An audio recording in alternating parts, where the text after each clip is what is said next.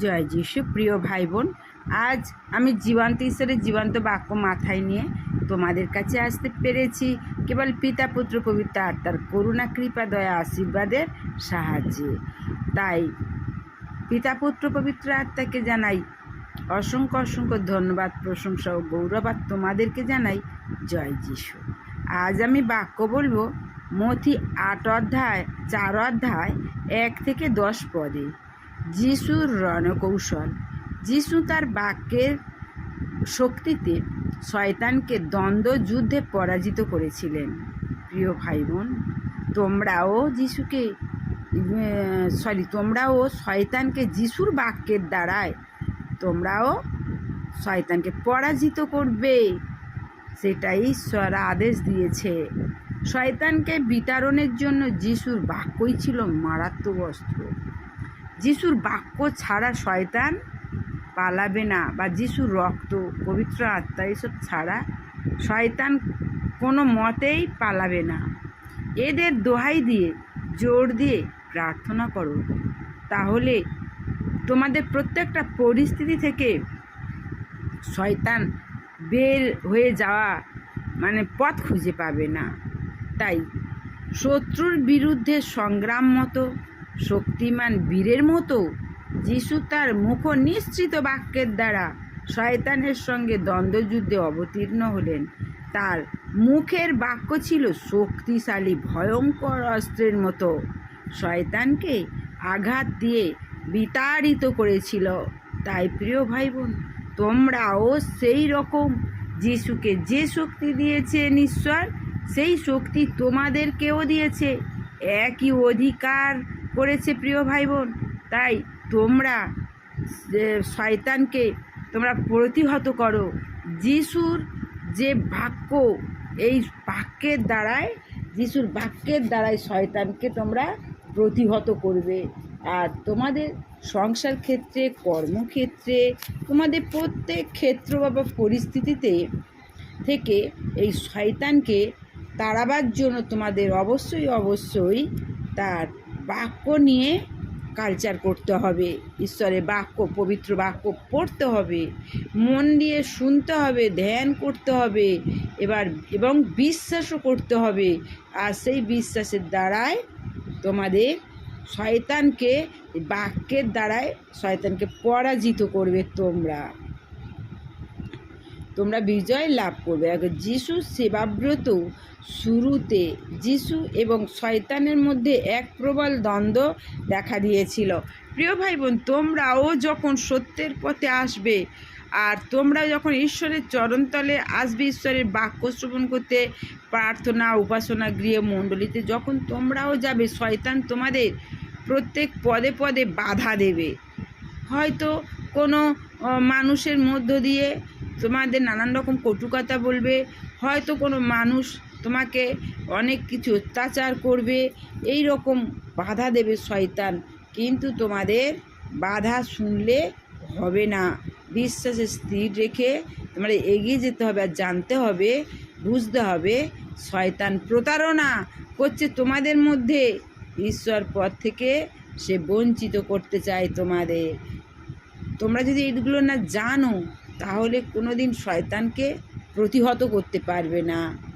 মথি লিখিত শুভ বার্তার 4 অধ্যায়ে যিশু দ্ব্যর্থহীন ভাষায় দেখিয়েছিলেন যে আমরা কিভাবে শয়তানের নিগ্রহ, প্রলোভন এবং আক্রমণের মোকাবিলা করতে পারি।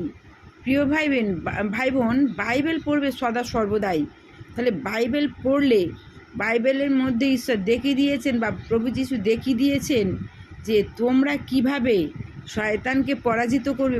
তোমাদের শরীরের রোগ জ্বালাকে তোমাদের জীবন থেকে সরিয়ে দেবে, তোমাদের সংসারের অশান্তিকে দূর করবে, কিভাবে তোমাদের কর্মক্ষেত্র উন্নতি হবে, কিভাবে তোমাদের জীবনের চাওয়া পাওয়াকে পূর্ণ হবে, কিভাবে তোমাদের সকল দুর্যোগ সংকট সমস্যা দূর হবে, সেইগুলো তোমাদের কিন্তু জানতে হবে। আর ঈশ্বর সে বাইবেলের বাক্যের মধ্যে তিনি জানিয়েছেন।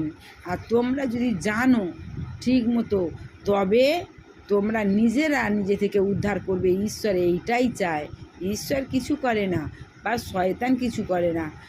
তোমরা যদি তোমাদের মনটা শয়তানের হাতে দাও তাহলে ব্যবহার করবে, আর যদি তোমরা তোমাদের মনটা ঈশ্বরের হাতে দাও তাহলে ঈশ্বর ব্যবহার করবে।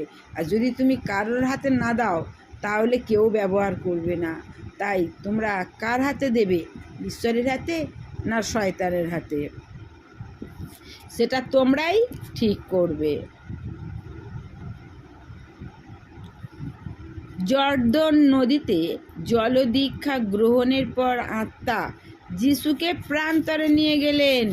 সেখানে তিনি 40 দিন অনুসন্ধান করলেন এবং তার যে কাজের দায়িত্ব অর্পিত হয়েছে সেই জন্য নিজেকে প্রস্তুত করলেন। তাহলে প্রভু যিশু যে কাজের দায়িত্ব ঈশ্বর দিয়েছিলেন, কী কাজের দায়িত্ব?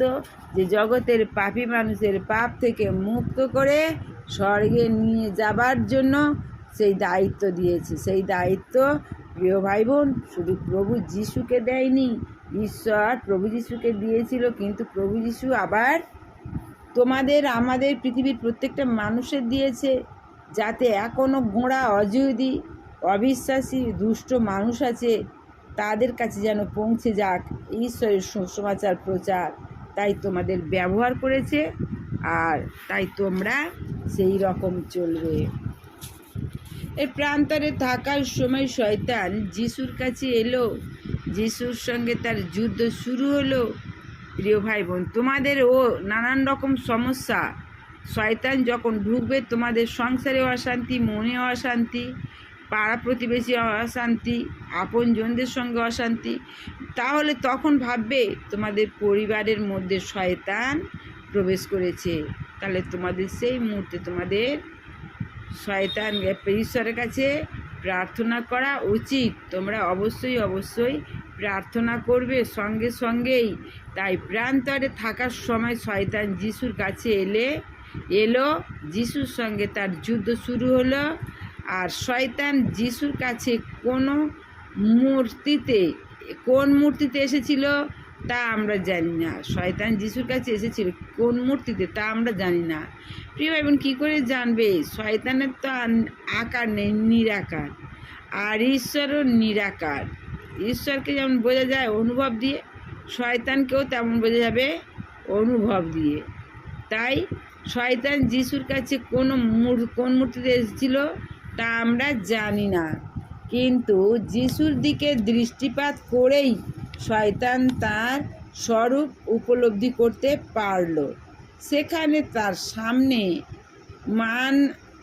মানব মূর্তিতে দাঁড়িয়ে আছেন ঈশ্বরের সর্বশক্তিমান পুত্র, যিনি আদি থেকেই ঈশ্বরের সঙ্গে ছিলেন, যিনি তাকে স্বর্গচ্যুত হতে লক্ষ্য করেছিলেন। শয়তান জানত তাকে পরাজিত করার দায়িত্ব ঈশ্বর তার উপরে, যিশুর উপরে দিয়েছে। তাই সেই যিশুর উপরে সকল দায়িত্ব দিয়ে এই পৃথিবীতে পাঠিয়েছেন। শয়তান তার কাছে এসে ঈশ্বরের ইচ্ছাকে প্রতিহত করার চেষ্টা করে। যিশু জানতেন শয়তান কে এবং কেনই বা সেখানে উপস্থিত হয়েছে। তিনি জানতেন শয়তান প্রতারক ও মিথ্যাবাদী।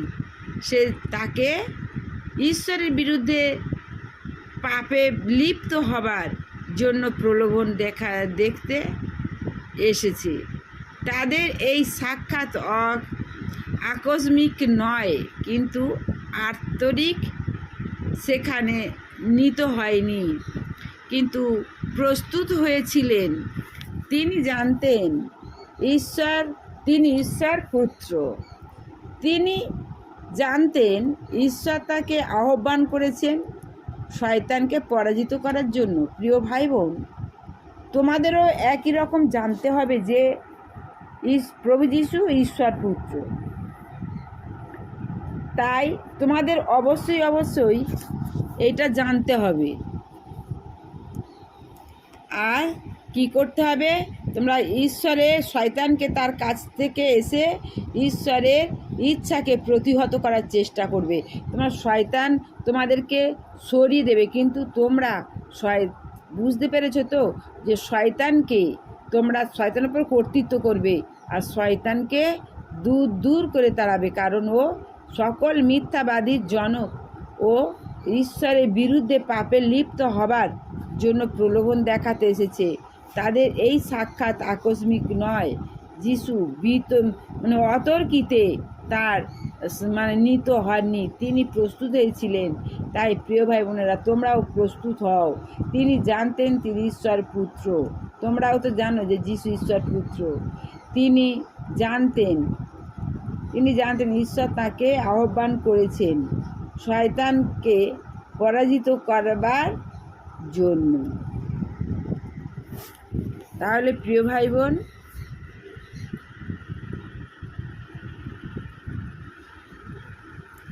বলছে তিনি জানতেন তিনি ঈশ্বরের পুত্র, তাই তিনি জানতেন তিনি পবিত্র আত্মায় অভিষিক্ত হয়েছেন। তা তোমরাও তো প্রিয় ভাই বোন, তোমরাও জানো যে তোমরাও ঈশ্বরের প্রভু যিশুকে যখন বিশ্বাস করেছো, তোমাদের পাপ প্রভু যিশু নিয়ে নিয়েছে, তাহলে তোমরাও পবিত্র, তোমরাও যিশুর আত্মায় অভিষিক্ত হয়েছো। তাই তিনি জানতেন তিনি সেখানে দাঁড়িয়ে আছেন সর্বশক্তিমান ঈশ্বরের নামে শক্তি ও কর্তৃত্ব নিয়ে। তাই তোমরাও বিশ্বাসে স্থির থাকবে। তোমরাও জানবে যিশু তোমাদের জন্য মৃত্যু বরণ করেছে। তোমরা ঈশ্বর পুত্র, শয়তান কিছু করতে পারবে না। তোমরাও সেই সর্বশক্তিমান ঈশ্বরের নামের শক্তিতে তোমরাও দাঁড়িয়ে থাকবে। তার সমর্থনে স্বর্গে সবাই আছেন তার পশ্চাতে। তাই তোমরা ঈশ্বরের পশ্চাতে অবশ্যই থাকবে। তিনি ক্ষমতা, তার পরাক্রম অসুচি আত্মাদের আজ্ঞা করেন আর তাহা বেরিয়ে যায়। তাহলে বুঝতে পারলে প্রিয় ভাই বোন, এই পর্যন্ত। তোমাদের কাছে আবার আমি বাক্য নিয়ে আসবো। তার জন্য তোমাদের সবচেয়ে প্রথম তোমাদের কাছে যাওয়ার জন্য সাবস্ক্রাইব, কমেন্ট এবং শেয়ার করতে ভুলো না। আমি আসি, একদম আমাকে ভালোবাসা দিও, ভালোবাসা নিও। জয় যিশু, জয় যিশু, জয় যিশু সবাইকে।